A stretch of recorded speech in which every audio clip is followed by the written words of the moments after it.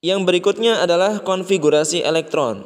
Sebelumnya pengertian konfigurasi elektron itu adalah pengisian elektron di dalam suatu atom. Konfigurasi elektron ini dibedakan jadi dua macam. Ada konfigurasi elektron menurut atom Bohr dan konfigurasi elektron menurut mekanika kuantum. Nah, untuk yang pertama, konfigurasi elektron menurut atom Bohr, cara pengisiannya adalah yang pertama kita isikan elektron dimulai dari kulit terendah dulu. Kulit terendah yaitu kulit pertama, disimbolkan dengan huruf K. Jumlah maksimum elektronnya 2n kuadrat. Jadi masing-masing kulit ini mengikuti rumus 2n kuadrat untuk jumlah maksimum elektronnya. Sehingga kulit pertama atau kulit K, dia maksimumnya adalah 2 elektron. Kulit kedua 2n kuadrat, 2 kali 2 pangkat 2, 2 pangkat 2 4, 4 kali 2 8. Dan seterusnya untuk kulit ketiga 18, kulit keempat 32, dan kulit kelima 50. Jadi kita isikan dari kulit K terlebih dahulu sampai kulit yang lebih tinggi. Kemudian yang kedua, bila jumlah elektron pada pengisian kulit kedua kurang dari 8, maka isikan sejumlah yang ada. Contohnya, jumlah elektronnya 9, konfigurasi elektronnya adalah 2, 7. Jadi totalnya sama dengan jumlah elektron yang ada, seperti itu.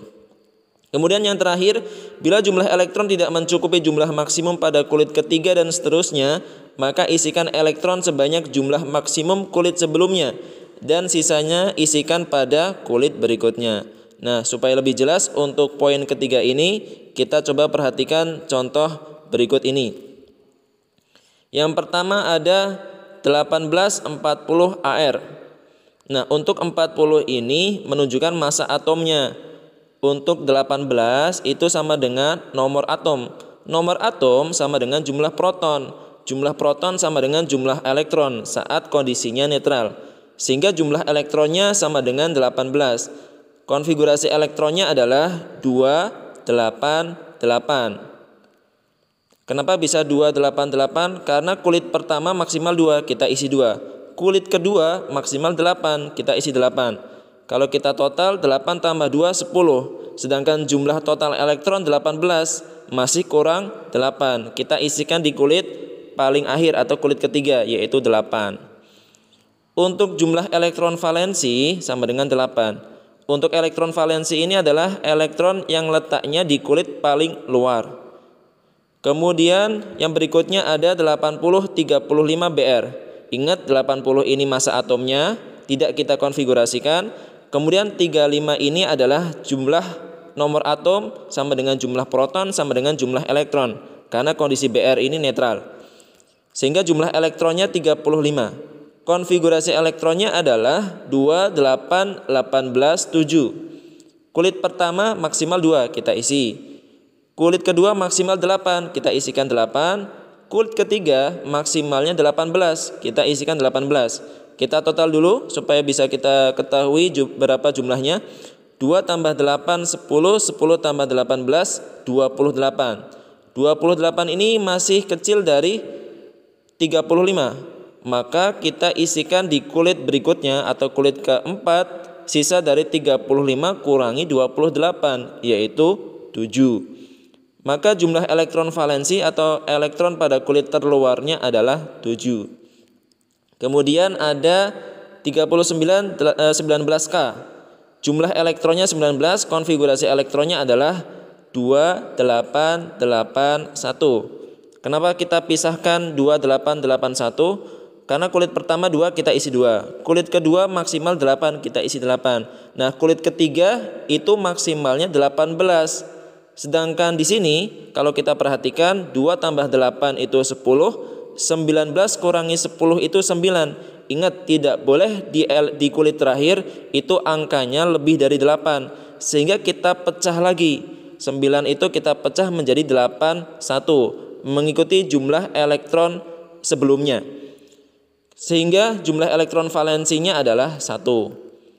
Nah, untuk atom 11950 SN bagaimana? Silahkan kalian kerjakan. Berikutnya adalah konfigurasi elektron menurut mekanika kuantum. Dalam konfigurasi elektron menurut mekanika kuantum ini, kita masih membutuhkan yang namanya bilangan kuantum yang sudah kita pelajari di atas. Ada 3 asas penting dalam konfigurasi elektron menurut mekanika kuantum. Asas yang pertama bernama asas Aufbau. Isinya adalah pengisian elektron dimulai dari orbital dengan tingkat energi paling rendah kemudian ke tingkat energi yang lebih tinggi. Supaya lebih jelas, kalian perhatikan tabel berikut ini. Ada orbital 1s, 2s, 2p, 3s, 3p, dan seterusnya kita urutkan. Kemudian kita hitung energinya dengan cara menjumlahkan bilangan kuantum utama ditambahkan bilangan kuantum azimutnya. Misalkan 1s. 1s ini bilangan kuantum utamanya 1. Kemudian s itu menunjukkan bilangan kuantum azimut yang bernilai 0. Sehingga total energinya adalah 1. 2s berarti 2 tambah 0 sama dengan 2. 2p 2 tambah 1 karena p itu nilai bilangan kuantum azimutnya adalah 1 sehingga totalnya adalah 3 dan seterusnya. Kemudian setelah diurutkan menjadi 1s, 2s, 2p, 3s, 3p, 4s, 3d, 4p dan seterusnya ini. Nah, supaya lebih gampang menghafalkannya kita boleh pakai yang namanya diagram panah seperti ini ya, supaya lebih gampang menghafalkannya. Atau bisa pula kalian hafalkan dengan cara seperti ini. SS, PS, PS, DPS, DPS, FDPS, FDP. Ulangi. SS, PS, PS, DPS, DPS, FDPS, FDP. S itu dimulai dari kulit pertama, kita isi 1. Kemudian kita lanjutkan. Setelah 1 muncul, berarti muncul kulit kedua. 2, 3, 4, 5, 6, 7. Kemudian untuk P itu baru muncul di kulit kedua. Berarti permulaannya dari 2. 2, kemudian 3, 4, 5, 6, 7. Kemudian D itu baru muncul di kulit ketiga. Berarti permulaannya dari kulit ketiga. 3D, kemudian 4, 5, 6. Sedangkan F itu baru muncul di kulit keempat. Sehingga permulaannya dari 4.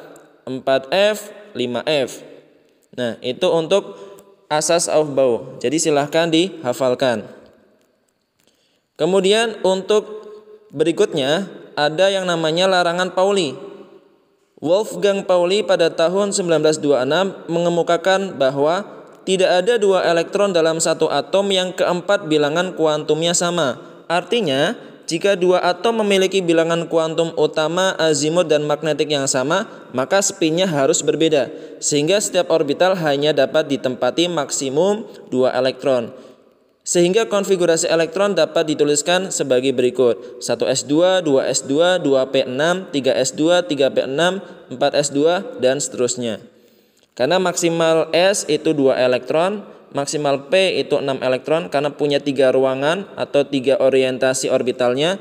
Kemudian D itu ada 10 elektron karena mempunyai 5 orientasi orbitalnya. Sedangkan F maksimal 14 elektron karena mempunyai 7 orientasi orbital atau 7 harga M yang mungkin. Nah, supaya lebih jelas kalian perhatikan tabel ini. Kemudian terakhir, aturan yang terakhir dalam konfigurasi elektron menurut mekanika kuantum adalah kaidah Hahn. Isinya, elektron dalam suatu orbital tidak akan berpasangan terlebih dahulu sampai semua orbital terisi elektron. Artinya, mula-mula elektron itu akan menempati orbital secara sendiri-sendiri dulu dengan spin yang searah atau spinnya ke atas terlebih dahulu. Kemudian setelah spinnya ke atas, maka berikutnya diisi berpasangan. Contohnya misalkan ada 6C, karbon yang mempunyai nomor atom 6, protonnya 6, otomatis elektron juga 6 karena kondisinya netral. Maka konfigurasinya adalah 1s2 karena S itu maksimal 2 elektron. Kemudian 2s2, kemudian 2p2. P maksimal 6 elektron. Kita jumlahkan totalnya supaya 6. 2 tambah 2 tambah 2 hasilnya 6. Jadi ini adalah konfigurasi elektronnya. Intinya dalam konfigurasi elektron menurut atom Bohr ini kita hafalkan yang namanya urutan pengisian menurut asas Aufbau. Kemudian ketika kita mau mengisikan di dalam orbitalnya, maka kita lihat kaidahannya. Coba perhatikan untuk pengisian sesuai dengan kaidahannya.